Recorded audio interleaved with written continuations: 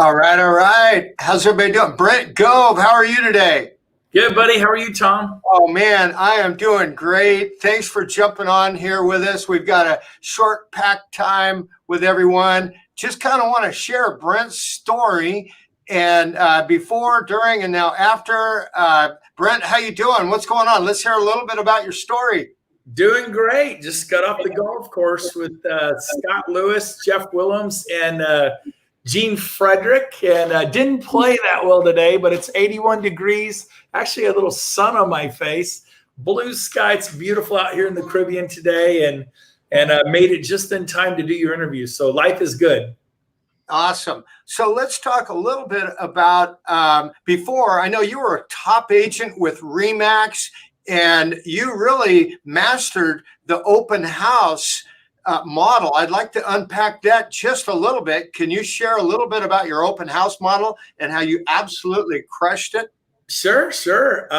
Funny thing is, when I started in real estate 25 years ago, I was a RE/MAX agent, brand new, knew nothing. And, they're like, you ask your sales manager, what are you doing? He's like, well, go do an open house, get away, shoo, go knock on some doors, figure it out. So I'm like, I didn't have any listings. So I called my parents, who were Coldwell Banker agents. I go, do you have a listing I could hold open? They had a listing in this okay neighborhood. And they said, yes. And then I realized the day before, I don't even own open house signs. I go, can I use your open house signs? They're like, you're a dum-dum, but yes. And so here I'm a RE/MAX agent holding a Coldwell Banker listing open with Coldwell Banker open house signs. And if Coldwell Banker found out, they'd get mad at my parents. But that was 25 years ago, and my parents are retired. So, but anyway, so it was a terrible experience.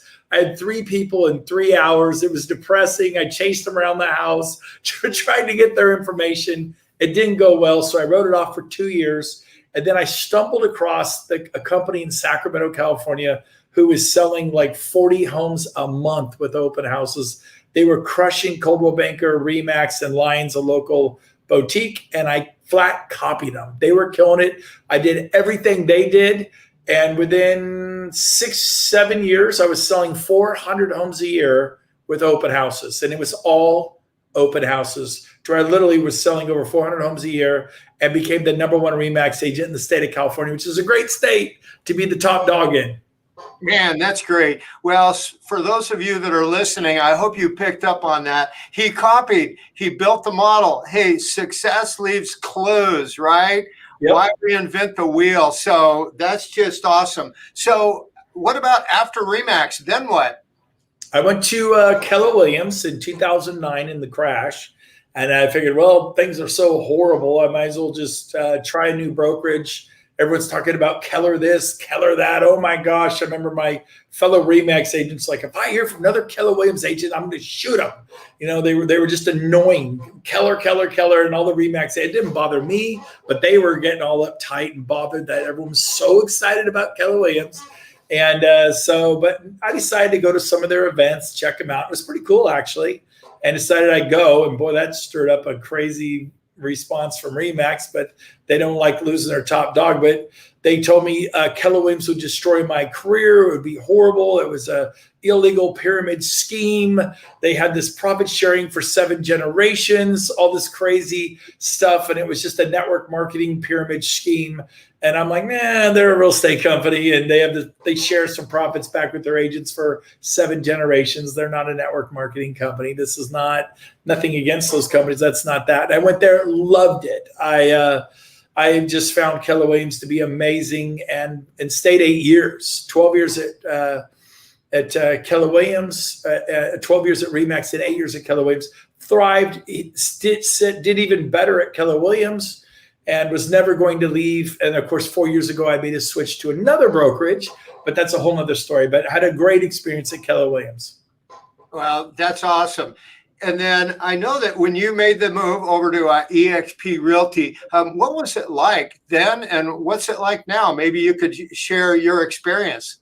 Sure. Same response from Keller Williams. They told me exactly what Remax said. Remax said Keller Williams would destroy my career. It was a illegal pyramid scheme. It was a network marketing company and those 7 levels of profit share that Keller Williams is all about. And EXP just used what Keller's been doing for 25 years, except they do revenue share. And instead of making $700 a month, I think within 5 months I was earning $25,000 a month, and within 13 months I was earning $55,000 a month, and today that would be fractional of what I earn. And I've only been there 4 years, and today I'm able to earn millions of dollars annually from revenue share. I live in the Caribbean. I mean, quite honestly, to avoid the heavy federal and state income taxes from California and the U.S. So they have some wonderful tax incentives. And I'm suffering here in the Caribbean for everybody. Oh, man, taking advantage of legal. So here I am, love it. And it's been a Cinderella story. And, Remax couldn't have been more wrong about Keller Williams. And Keller Williams could not have been more wrong about EXP.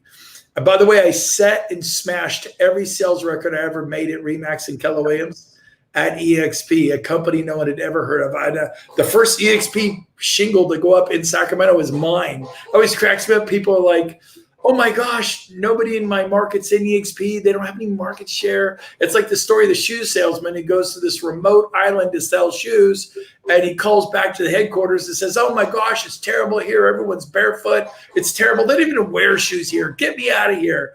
And then they're like, oh my gosh, but it was too late. They already had the second salesman that go there. He lands, he calls back all excited. Oh my gosh, nobody even wears shoes here. It's so awesome. I'm going to sell like crazy. One guy saw it as a problem. The other guy saw it as an opportunity.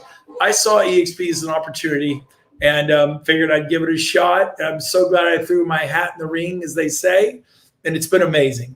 Yeah, that's awesome. One of our viewers is asking about a team. You have a team. Maybe you could share a little bit about your team and the team model. Sure. So I built my team at Remax up to 45 buyers agents. And so I had a large team back between 2000 and 2005. And people were like, oh my gosh, how do you manage all that? Well, you shouldn't really be managing it, in my opinion. They're independent contractors. They're not employees. And so I inspire, I motivate, I train, I help them with buyers and listings and lead gen and addendums and counteroffers and final walkthroughs and requests for repairs and negotiation techniques and all this sort of thing, whatever I could do. But it's really up to each of us to sink or swim. And so I didn't sweat it. I didn't micromanage my agents. I had total peace, selling 400 homes a year and going to work at 10 and leaving at 3.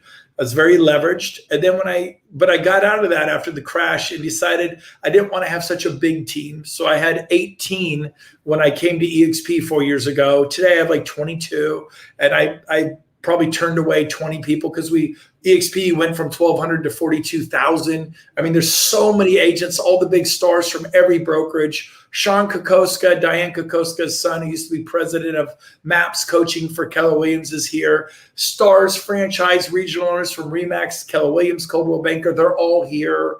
This year we'll have 100,000.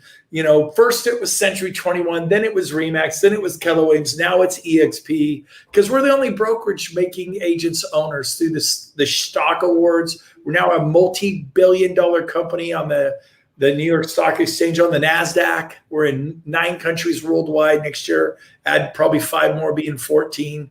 And your business will literally grow all over the world. Mine does. It's really cool. So yeah, but team of 20-something agents now, I think 22 last time I counted, and 6 listing specialists. So if you subtract that from 22, I have 16 buyer specialists, and they do their thing, and it's a blast. And my job is to love them, support them, respect them, not be the big cheese, not crack the rib, just show them the way, but they got to swim.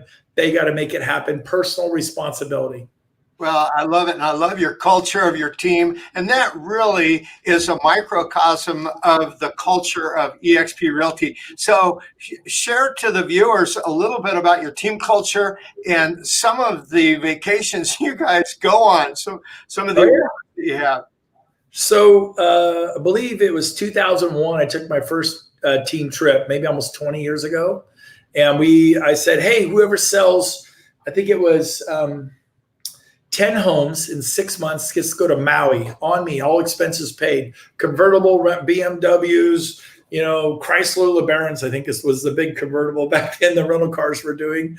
And then we flew on Aloha or Hawaiian Airlines into Kahului, Maui. It's even fun to say that word. Kahului. I love Maui.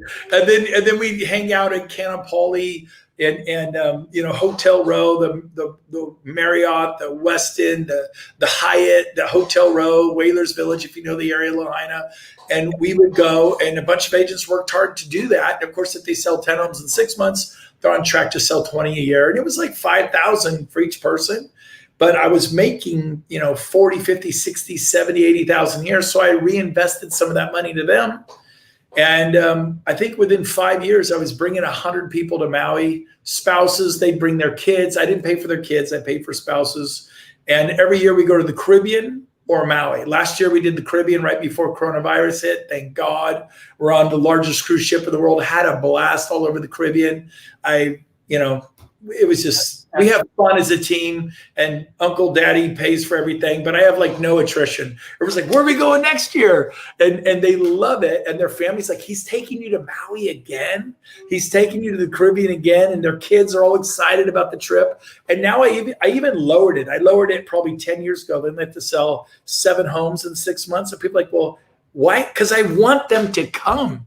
I want to build sandcastles on the beach with their kids and play volleyball and go snorkeling and rent the catamaran and go sailing off the coast of Maui and play golf in Kapalua. My gosh, it's a dream. Take them out to Chemo's for dinner. And we create this culture of love and respect and community. And my team is tight. And so I've never had a problem with attrition. And most big teams, Tom, have a big problem with attrition because there's nothing to look forward to. And every year they look forward to that trip. And yeah, I spent some money on the trip, but you lose one good agent, it can cost you 50, 60, 70,000 a year. So choice is yours. Yeah, I love it. And you just have great camaraderie, great energy. I was talking to a friend of mine. I said, what should I name this interview? And he said, if you're talking to Brent Gove, name it Light Your Hair on Fire. But you just live large and you give back and you just have so much love. And, someone else is asking here, they heard that you how do you get Tony Robbins? I mean, you have secured events with Tony Robbins. How do you do something like that? This is a blast. So we did our first event. There were 4 of us going golfing in Phoenix, and people were like, well, we want to come. So 4 more golfers showed up. There were 8, then 4 more, 12, then 18. I'm like, well, come, get on a plane. I gave everyone 2 weeks notice, and 90 people flew into Phoenix, and we all went golfing in Scottsdale, stayed at the JW Marriott Desert Ridge. That was like 3 years ago. That was our first event. And now in April, the 25th, we'll be in Cabo, and we have 1,000 people flying in from all over the U.S. to be at our mastermind in the tropics, over 1,000 people to come to that. And by the way, if you want to go, BrentGove.com, there's a Cabo link, sign up. There's a few seats left if you want to come.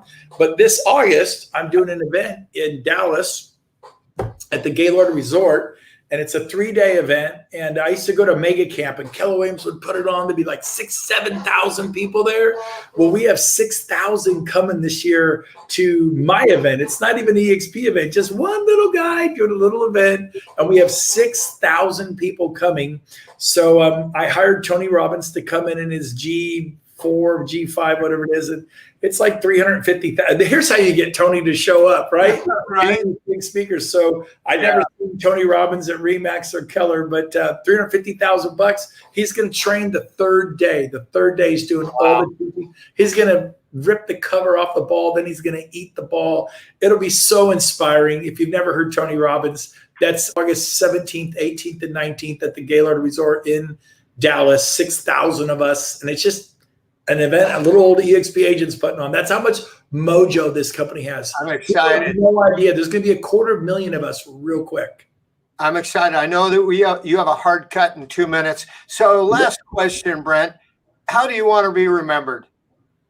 Oh man, I would say there's a guy who loved people, who really cared, made a difference. Everybody, not just like a Tom Daves, who's a big star. You were the #1 Keller Williams 7 times, I believe, in the last 17, 19 years, whatever the thing was, but 7 different times. And you think, well, yeah, he's nice to Tom. Tom's a big star. But I want to care about the brand new agent who haven't even made a sale, or someone brand new to EXP, or a Coldwell Banker agent, or a Keller Williams agent who's not even at EXP, but to really love people, help them, even when they say, I'm never leaving RE/MAX, but to help them and let them have a better life at RE/MAX. EXP isn't for everybody. So to really make a difference and to not just become some arrogant jerk who, so hopefully that's what I'm doing with my life. And I want people to know that I loved them and I cared and I worked hard to help everybody, whether they were at EXP or another brokerage. Because in the end, Tom, we all have families and we're all working hard for our families. So let's help everybody, whether they're at EXP or some other company. Let's roll up our sleeves and get to work. Well, I'm getting emotional here. And we talked a little bit about success leaves clues. There it is. What a model. Hey, Brent, we love you. We thank you. I know you've got to run. Hey, have fun. Have a good day. Thanks, everyone. Bye. See you guys.